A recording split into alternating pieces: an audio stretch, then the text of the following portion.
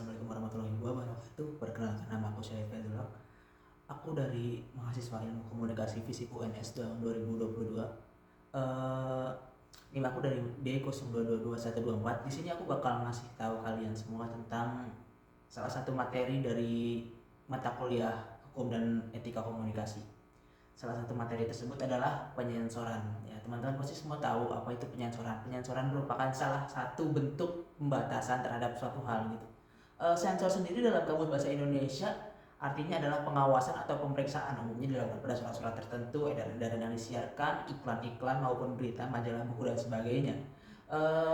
Sensor sendiri dalam arti istilahnya adalah suatu bentuk pembatasan terhadap suatu bentuk wacana, komunikasi ataupun penyampaian informasi tertentu.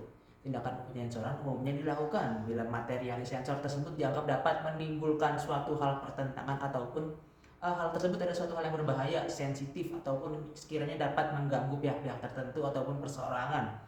Dan umumnya penyensoran ini dilakukan baik oleh suatu pemerintahan, badan-badan pihak tertentu, baik itu swasta ataupun juga bahkan perseorangan juga bisa melakukan penyensoran.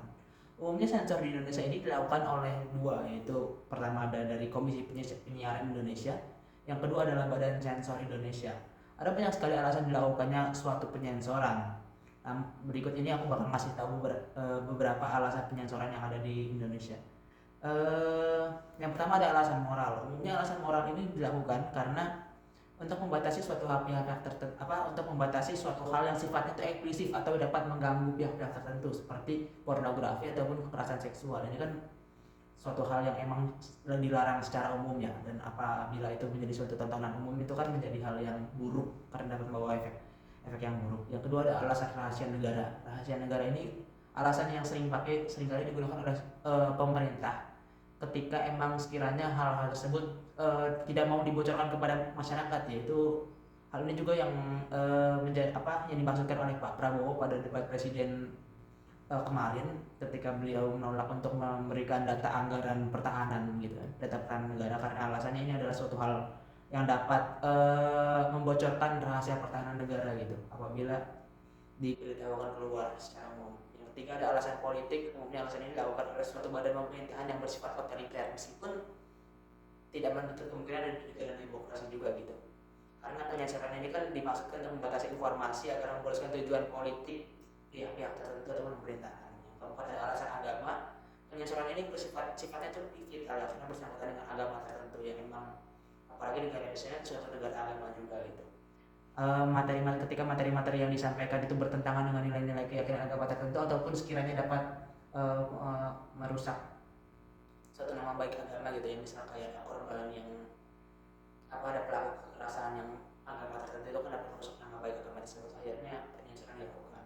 Yang terakhir ada alasan perusahaan. Penyensoran ini umumnya dilakukan pada iklan-iklan gitu, ketika mereka hendak membandingkan dengan produk kompetitor, biasanya kan produk tersebut di blur ataupun tidak disebutkan secara langsung gitu.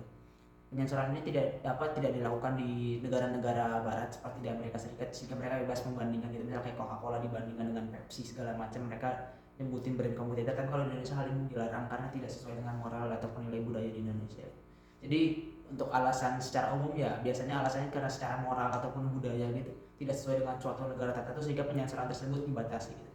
Karena setiap negara juga beda kan. Kalau misalnya di Amerika Serikat badan penyensoran juga beda, mereka tidak membatasi hal-hal yang sifat misal pornografi yang secara umum ataupun itu mereka tidak membatasi.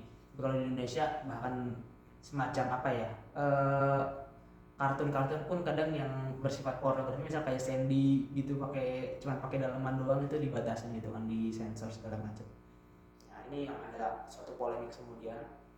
Lembaga sensor film nih aku bakalan ngejelasin. Lembaga sensor film sesuai dengan Undang-Undang Nomor 33 tahun 2009 ya.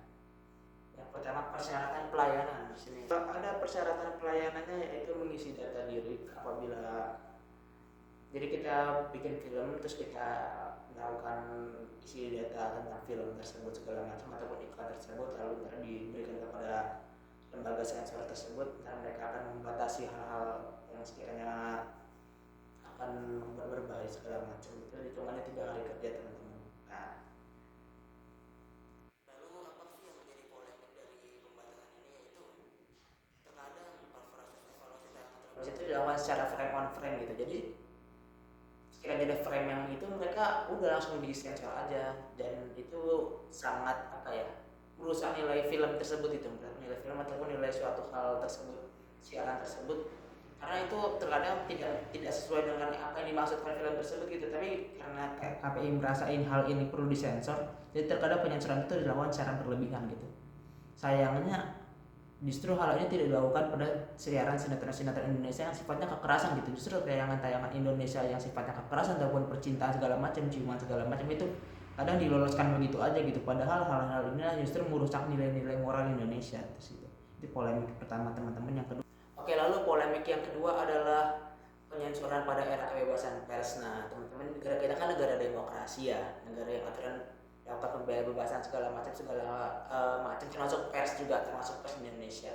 Sayangnya hal ini tidak terjadi teman-teman, karena dikutip dari Tempo tercatat ada banyak sekali kasus kekerasan yang menimpa pers teman-teman.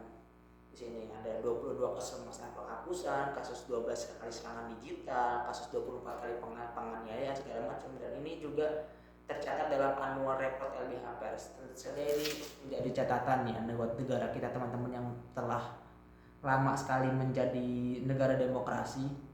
Sayangnya sampai detik ini pun kebebasan pers masih dipertanyakan ya teman-teman, sehingga ya suatu saat mungkin Indonesia bisa menjadi suatu negara yang dapat mencontohkan kebebasan pers sebagaimana negara-negara di luar lainnya. Oke, mungkin cukup sekian di sini teman-teman buat materi penyensoran. Semoga bermanfaat. Wassalamualaikum warahmatullahi wabarakatuh.